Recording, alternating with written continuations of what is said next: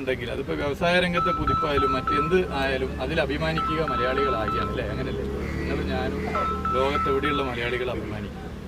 എന്നാൽ കേരളത്തെക്കുറിച്ചുള്ളൊരു വസ്തുത പറഞ്ഞാൽ ഒരു MP പോലും പറയാൻ പറ്റാത്ത സാഹചര്യത്തിലേക്ക് കേരളത്തിൽ കാര്യങ്ങൾ വരിക. എന്തൊരു സൈബർ അക്രമമാണ്.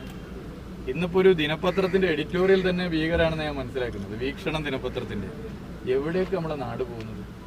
കേരളത്തെക്കുറിച്ചൊരു വസ്തുത, കേരളത്തെക്കുറിച്ച് നല്ലത് പറഞ്ഞാൽ അത് എന്തോ നിരോധിക്കപ്പെട്ട സംഭവം പറയുന്നത് പോലെയാണ്. കേരളത്തെക്കുറിച്ച് നല്ലത് പറയുന്നതിന് വിലക്ക് ഏർപ്പെടുത്തിയ ഒരു പാർട്ടിയായി ഇന്ത്യൻ നാഷണൽ കോൺഗ്രസ് കേരളത്തിൽ മാറിയോ? നമ്മൾ പരിശോധിക്കണ്ടേ? കേരള വിരുദ്ധ കോൺഗ്രസ്സായി കേരളത്തിലെ ഇന്ത്യൻ നാഷണൽ കോൺഗ്രസ് മാറിയോ? കേരളം മതസൗഹാർദ്ദത്തിന്റെ നാടാണ്. ആർക്കെങ്കിലും എതിർപ്പുണ്ടോ? അത് ഞാനോ നിങ്ങളോ പറഞ്ഞാൽ അത് എന്തെങ്കിലും ഒരു തെറ്റാണോ? കേരളത്തിൽ സേവന മേഖലകളിൽ വലിയ കുതിപ്പുണ്ട്. സർക്കാർ സ്കൂളുകളിൽ കൂടുതൽ കുട്ടികൾ വരുന്നു. ഹൈടെക് ക്ലാസ് മുറികളുണ്ട്. മറ്റ് സംസ്ഥാനങ്ങളില്ലാത്ത പ്രത്യേകതയാണ്.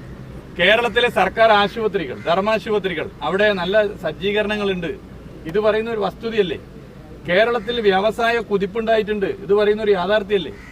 അത് പറയുമ്പോൾ അത് മിണ്ടരുത്, അത് വിലക്കാണ് എന്ന് പറയുന്ന കേരള വിരുദ്ധ പാർട്ടിയായി ഒരു ഭാഗത്ത് ഇന്ത്യൻ നാഷണൽ കോൺഗ്രസ് കേരള ഘടകം മാറിയോ?